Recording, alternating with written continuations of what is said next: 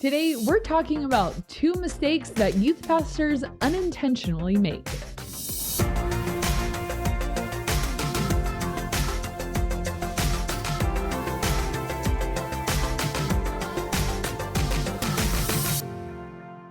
Welcome to the Ministry Coach Podcast. My name is Jeff Lascola, and this is Kristen Lascola. And on this podcast, we give you weekly tips and tactics to help you fast track the growth and health of your youth ministry. Today in particular, we're talking about a couple mistakes that you might unintentionally be doing. Yep, and most mistakes are unintentional. We'll give you the benefit of the doubt on that one, that we're not intentionally making some mistakes in youth ministry, but these are the ones that I think creeped up on me personally.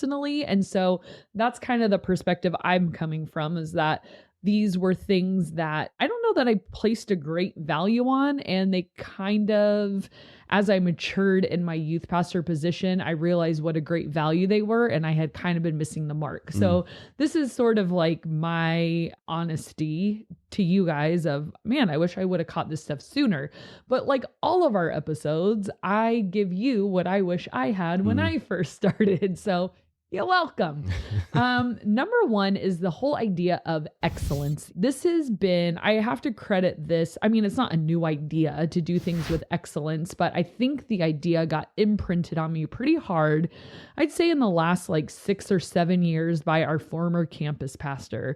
And that was a big deal to him. And seeing how big of a deal it was to him made me realize how unbig of a deal it was to me. Like I thought I had kind of been doing things with excellence, but watching him and how meticulous he was about what he did and how he did it, it really rubbed off on me. And I don't think I could ever go back. And when I first started working with him, it was actually a big challenge because I thought like, dude, like, it's okay. Like, it's not that big of a deal. But then what I started to realize is we have I would argue, the highest calling there is to be stewards of the gospel, stewards of the church, stewards of the body of Christ. And what he taught me was, because we work in God's house, we give it our absolute best. And it wasn't like in a prideful way of like, we're going to be the best to show. It was just like, what we're doing is so important that it begs to be done with the utmost of excellence. Like we don't have to do this. We don't fly by the seat of our pants. And I think in youth ministry, that's a big temptation. So what I've heard direct from the mouths of people that are in youth ministry, and I've said this myself, I'm sure over the years, I'm sure somewhere along the line I have, but like, oh, they're just junior hires. Right. It's no big deal. Oh, they're just kids. Don't worry about it. And so you might think like, oh, well, yeah, if I was a senior pastor, a campus pastor, a venue pastor, yeah, excellence would matter because I'd be dealing with adults, but with kids, not that big of a deal. But what I would argue is a couple of things. Number one, my mind goes straight to Luke 16:10, where Jesus is saying, if you want to be in charge of great things, you have to first show you can handle being in charge of little things. So if we are faithful with the little bit that he does give us, let's say, I don't think youth ministry is a pseudo calling at all. I don't think it's like, well, if you show you're faithful in youth ministry, you'll get to do real ministry someday. I believe it's all ministry. In fact, student ministry, one could argue, is even harder than adult ministry, but potato. I mean, we all are cut out for what we're doing, but to be faithful with what we would consider the little bit, and God is seeing how do we manage what he has given us? Do we see it as it's small potatoes, so it doesn't really matter? Oh, excuse me. Or small potatoes, depending how you... Small potatoes.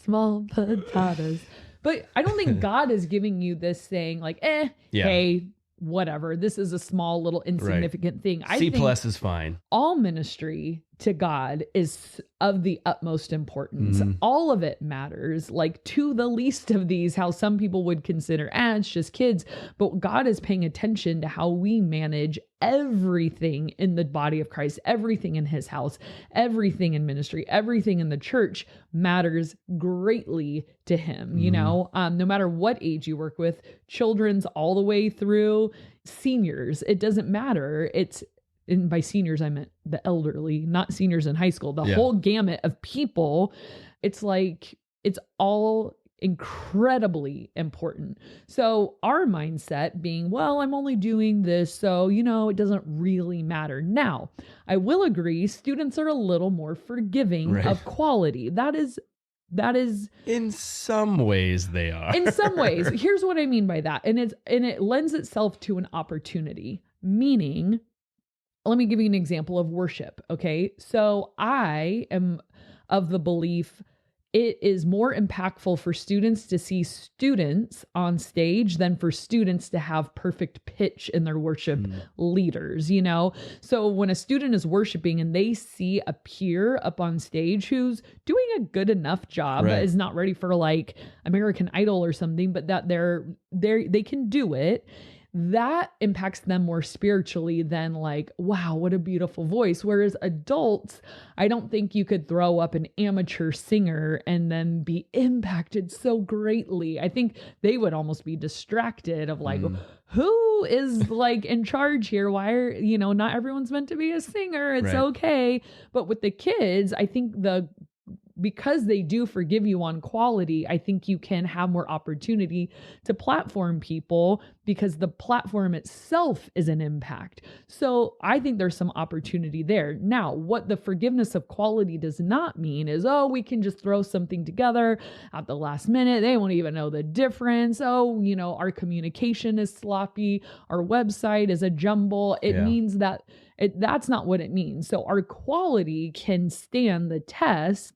But even though students are forgiving of that, it just lends itself to another opportunity. So I take the words of Jesus seriously in Luke 10. I encourage you to read that this week, of just being faithful with what he has given you and not seeing student ministry, children ministry, youth ministry, whatever you're in, as this pseudo ministry to the eventual big thing. Because let me tell you, if you conduct yourself with excellence, you are paving the way of your reputation. So if you do want to be given more in the future, whether that's from the hand of God or from the hand of your senior pastor, your church, whatever, which you could argue, God is using them in your life. What are they going to withhold from you because they watch? It's like, well, they couldn't even run a dodgeball night with excellence. They couldn't even launch a camp with excellence. They couldn't even run their volunteer team with excellence. They don't even plan their messages with excellence. And so what I think youth pastors need to realize is this is bigger than the ministry you're doing. This is your ministry now, and this is your reputation 360 degrees all around. People are watching, people are talking, and most of all, our number one audience, we already talked about that, is God. And so it's like, are we humble enough to say, I'm going to do even the children's ministry with excellence because I know who my audience is? Now, the other audience of our staff and senior pastor, they're watching as well to say, like, what else can I give this person? What else can I trust them with? And I think, a lot of youth pastors, they want to be given more. They want to be trusted with more. They want to have a role outside of their role. I would think so.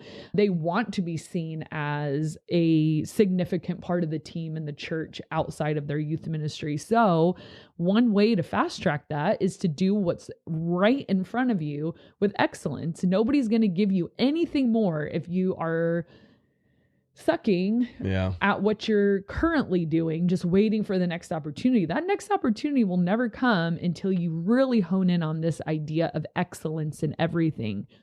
So looking at all those aspects of your ministry, are my and we can't be perfect, right? But are you striving for excellence in your messages? Are you striving for excellence in your events, in the way you lead your team, in your communication, internally and externally, in your leadership teams, in the way you even keep your room? Like walking into the youth room, is it just a pigsty and you take no pride in the upkeep of the environment you're inviting people into?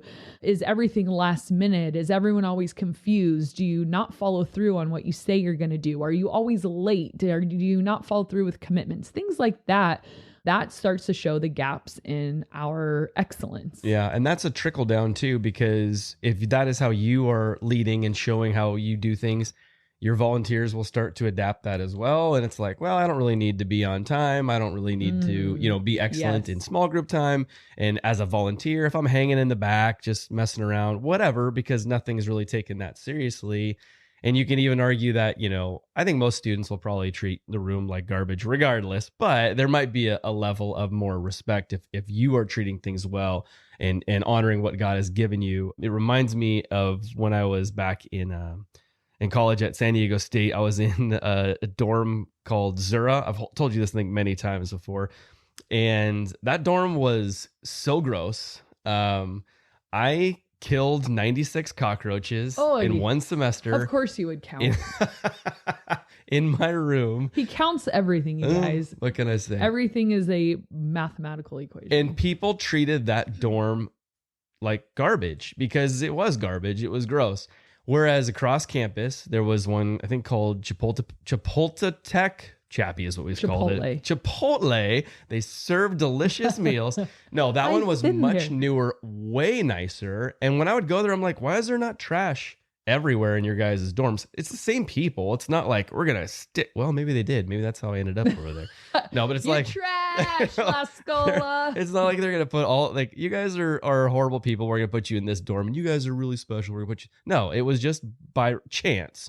But it was so interesting to see how people treated the things that were around them just based on how the condition that they were in. And it's like, if you're not taking good care of your stuff, well, then no one else is going to either. Yeah. But I think a bigger point is the fact that, like, the trickle down, to your leaders and to your students. And even that would probably even go to the parents of students. You guys are never on time. Why do I need to drop my kid off on time? Oh, you're leaving for camp at this time? Are you really? I'll get there when I feel ready. So I think what you're saying, and this is kind of the direction I was going to go to, is you are setting the culture. Yeah. So 100%. when you execute, like as a leader, when you execute your job, your programs, your teams, your expectations with excellence, everybody wants to step up their game too. Yes, you are setting the pace, the culture, the vibe for that excellence. Now you're right. Kids are kids, and I clean up so much trash in the room, but I clean it up, like I never, oh, well, it's just going to be messy again. It's like, well, at least we can start fresh when this new service comes in, right. Second service deserves it to be clean, whatever. And to be honest, adults leave their stuff everywhere. 100%. In the auditorium, there's coffee and bagels and all kinds of stuff. And so it's just the cost of, quote, doing business. It's fine. But I think there's like this feeling of, it's like the difference in how you felt when you went to Zura versus when you went to Chipotle dorm. And you were like, you just feel Go better. Aztecs. You feel better, and and here's what it also does for your ministry and for your leadership is it gives you a level of legitimacy and a level of trustworthiness. And it's crazy how far excellence goes and building up your reputation in people's minds of, oh, they're this kind of person. Mm-hmm. And it has just so many trickle downs, like you were saying, in all kind of facets of the church and with the parents and with the students and with opportunities and the way people think about you. And like, it just trickles into everything. So I think I greatly underestimated excellence. I kind of thought like, we're here and we have the right heart and we're going to have fun and we're going to love these kids. And I thought because our hearts were good, everything else could be forgiven. And what I learned is that, well, people will only know your heart once they get to know you, and they'll only get to know you if they keep coming back because they feel good in the environment you've created. Like, I just feel like excellence is what gets them in the door. Your heart is what keeps them there. And excellence does also, but I think we can't just, like, things are so forgivable once you know a person, but what if you just are yucked out and you never get to know a person? I've gone to ministries before where I'm like, I don't know, guys. Like, it didn't feel like a vibe. It just felt like very, but were they probably good people? Probably. Right. But, and that's the whole picture of like, you have to appeal to so much in ministry of like, you just can't say, well, once they get to know us, they'll realize we're the real deal. Well, what if they don't stick around long enough? Like, make a good first impression. And I know a lot of youth pastors struggle with the head-to-head battle with sports. Like we're kids, it's like their parents are always going to push them into sports. Youth group becomes kind of like an afterthought. But if you put together and put out an A+ program and show them how important God is and with what you're putting out and how your sermon and the presentation of your room and the orderliness and the communication, it becomes like a real legitimate thing, not an afterthought. Yeah. Not like make it so that it's like that little league team or that little league. How old are these kids? Yeah, T-ball. Their basketball, their football team or whatever, make that the fly by night. Yeah. Don't let your youth group become this like, take it or leave it. They don't have their act together anyways. Right. Well, and I've heard rumors that some of the coaches have had to switch their night because of us. Because, so many kids want to come to our Tuesday night program that they've said, okay, well, then we're going to have to switch our practice, to another night, which is awesome. Like I've had parents say like, even if my kid like lost a limb, they'd still be there on a Tuesday night. Again, because a few years ago, I really figured out like excellence goes a really long way. Okay. So Number two, and this one is still a real struggle for me, is putting work before people. I think you're saying you should do that or don't do that? Don't do that. That's a mistake. The number 2 mistake is putting work before people. And my eyes were kind of open to this last Thursday. We have FCA in our city. FCA is Fellowship of Christian Athletes, and they meet at schools. And so the middle school guy needed me to fill in for him. And so I went to one of the middle schools, and it's on Thursday, which is usually like a day I try to take off because I work almost every other day because we usually have some every other day or every other day. So you skip a day and then no, sometimes Thursday is the only day I get off. So he's like, hey, can you fill in for Christian Club or FCA? I said, yeah, sure. And I went, and the way the kids responded seeing me and my male director on their campus, it was this mix of shock and joy and elation. And I mean, it was like as if 2 celebrities came on to campus. Like they were so excited. And then when we saw them this weekend, they're like, you were at my school. And it like just made me think like, I don't think I could go every single Thursday. And the reason I don't is because it's like, either I could be getting other things done or whatever, but I always have this little itch in the back of my like head of like, oh, like, should I be going to FCA more? Should I be going? And then going last week, I'm like, yes, the answer is I should be going more because there will always be more work to do, but spending time with people and spending time with your leaders. I think I'm such a hard worker. We've talked about this before. We're both Enneagram 3s, and we can really default to let's get work done. Let's check these things off of our list. But at the end of the day, if ministry is not people, like what is it? And so I sometimes fall into the trap of seeing people as an interruption. But if we are truly in the posture of ministry, our work might be an interruption of our time with people. So when people need us, in a pastoral way, or when we need to pour into people or spend time with people or build relationships and connections, to me, sometimes that's like, oh, I just want to get stuff done, right. But really disciplining myself to never, ever put work in front of people. I met with my direct report, our campus pastor, a couple weeks ago. And after talking to him, he said, wow, one thing I really learned about your job in this meeting was how much pastoral care you do give your volunteers. So I have a volunteer team now of 25, and I try to give pastoral care to every single one of them, talk about parenting with them if they're going through a hard time, or some of them want to talk about their dating relationships and how they're struggling there. And some of them want to talk about, their future in school. And some of them just need a friend and a hug. And some of them want to hang out and spend time. And it's just, I need to be available for them. And sometimes that means staying super late. I'll get home at 10:30 and I'm tired and I have an early morning the next morning because the kids have school and all of this. And it's just like, sometimes I want to just get in my car and leave so bad. I'm like, oh, I'm tired. It's been a long day. But I'm like, This is all relational Yeah. capital. I've got to stay here and build. If they're still hanging out and they still want relationship and they want me there, I really need to make sure that I'm not overly disciplined in my life to where I can't make room for just hanging and talking and listening and hearing what people are going through. And I think that is the core job of a pastor, is to be there for people, to listen to people, to talk to people, to let people just talk at you if they need to. And that's super hard for me because I'm always like, I have so much to do. Like I almost have a tick of like, okay.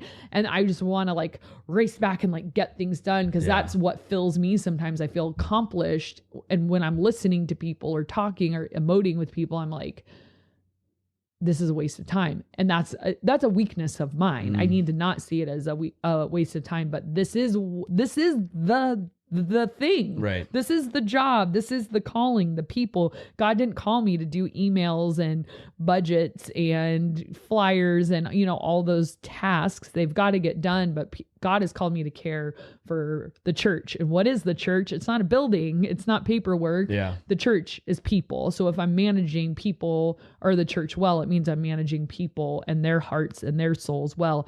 I'm reading a book by Jim Wilder, and he says, that in order to be a pastor, you have to love the soul. You have to love souls. Like you just have to see people perpetually as this eternal being, and that you just see them the way that Jesus sees them. Like you are eternal and I love the soul. Like, the Bible calls him the lover of our soul, and following in Jesus's example of that, like not the lover of tasks, but the lover of the people and the souls within them.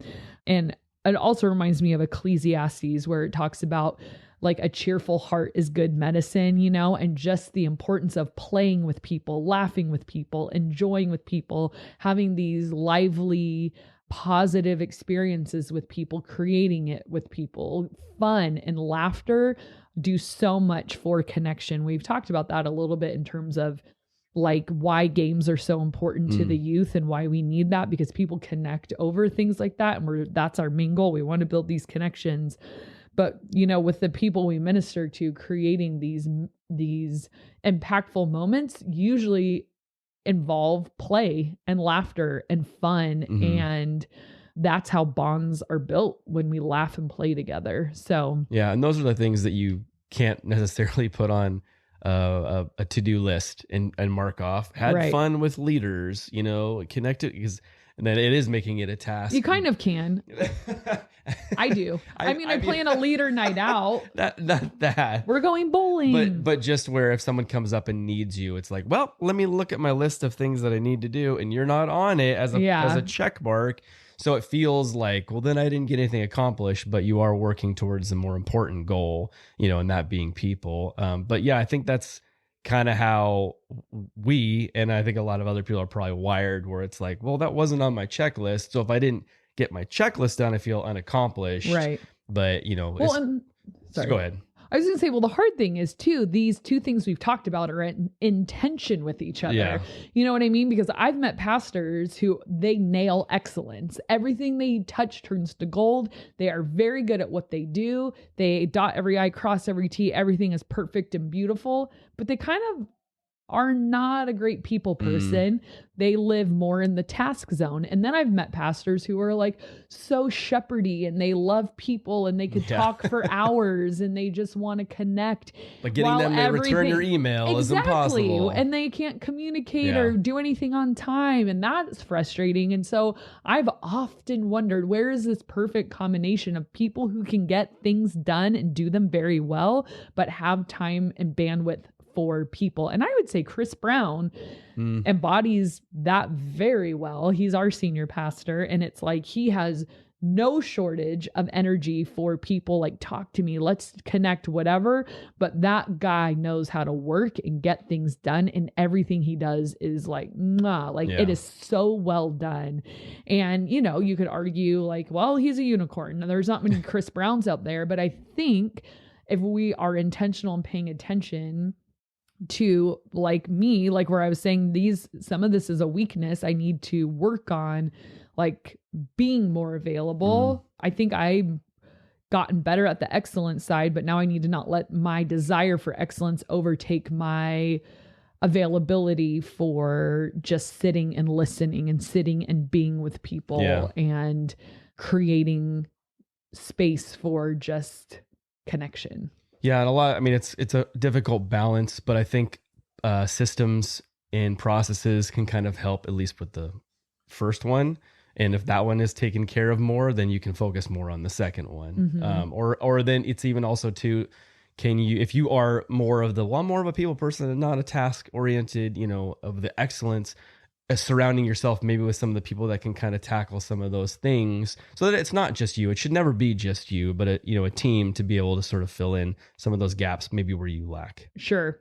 Yeah. And I think all this is a recipe for that longevity for you and your job, but longevity for the people that work with you. People want to work with someone who does things well, does things right, and does things with a team and knows how to care for and build a team. I think, and like, to me, that's the dream leader. You do things well, you do things like the best you can, and you always have time for people. Yeah. Like that's the dream. That's the dream, to strike both of those things very well. Yeah. To work for and to be. Yep, exactly. So, all right, let's go ahead. And I have four trivia questions for you today. Yes. For the Fabulous Four trivia for the Fabulous Four trivia game. Yay. Jim Carrey edition. Yes. I love Jim Carrey. We go. It's time for some fun. Let's play the Fabulous Four trivia game. Yay. Okay, question number 1. Bring it on. Don't look at the answers. I'm not. In what country was Jim Carrey born? Canada. Yep. Did you know that just because you figured there's got to only be one of two? No, I knew he was born in Canada. Okay. I don't know how I knew that. I think it was from the show Writing in Cars with Comedians Jerry Seinfeld? Yeah. All right, number 2. In Ace Ventura, When Nature Calls, what animal was his character afraid of? Bats. Good job. 2 for 2. In Cable Guy, Ooh, your favorite movie. Well, Dumb and Dumber is probably my favorite. Cable Guy is number 2. In Cable Guy, what actor does Jim Carrey's character torment? Steven. What's the actor's name? Oh, it's the guy from Ferris Bueller's Day Off. Matthew Roderick. Very close. We'll give you that. It's Matthew Broderick, but we'll give you credit for that. I just left the B off. Okay. All right, last question. In what movie was Jim Carrey...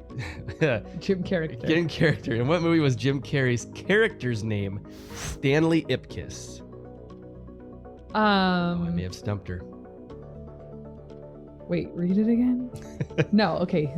In what movie was he Stanley Ipkiss? Yeah. 5. No. 4. 3. Was it 2, I want to say Fun with Dick and Jane, but his name would have been Dick. Final answer? No. You can't keep going. It's got to be pretty quick here. Clock's driving me crazy. 3, Fine. 2, what? 1. You're giving me you're Guess stressing the movie. me out. I don't know. I'm stressed out now. A Jim Carrey movie. Guess. I don't know. Okay. It's The Mask. Oh. And I've never seen it. So that's surprising. With how big of a Jim Carrey fan you are, I am surprised you've never seen The Mask. Yeah, I don't know why. Everyone says it's really good. I always thought it just looked dumb. Well, for its time, it was very funny. I don't know how I'd feel about now. I haven't watched it in a long time, but I think you'd like it. All right, well, I'll give it a whirl. All right, this is community comment of the day. This comes from What the Heckification, who says, I like it. Love this channel. Thank you guys for the practical advice. I'm about to start youth ministry full time, and these videos give me confidence that I'll be able to bring good ideas to the table. Oh. Well, good luck. What the Heckification. I love that you love our channel, and I'm so glad it's been helpful. Support. Yes. Really appreciate it. We love those positive comments. Hey, we are on the cusp of 10,000 subscribers. Hopefully by the time this episode comes out, we will be at 10,000 subscribers on YouTube. Thank you guys so much for all of you who have subscribed, have watched, have commented, have liked, have shared videos. Or if you guys are listening on the podcast, we realize there's not a whole lot you could do except for leaving reviews. So for those of you who have, we appreciate that too. But thank you guys so much, and we will see you next time. Hey, welcome. It's kind of imprinted on me in a bigger way Is that gonna pick Oh, up? no. Today, we're talking all about why you don't have what it takes to do youth ministry, but why it's okay. Weird voice modulations.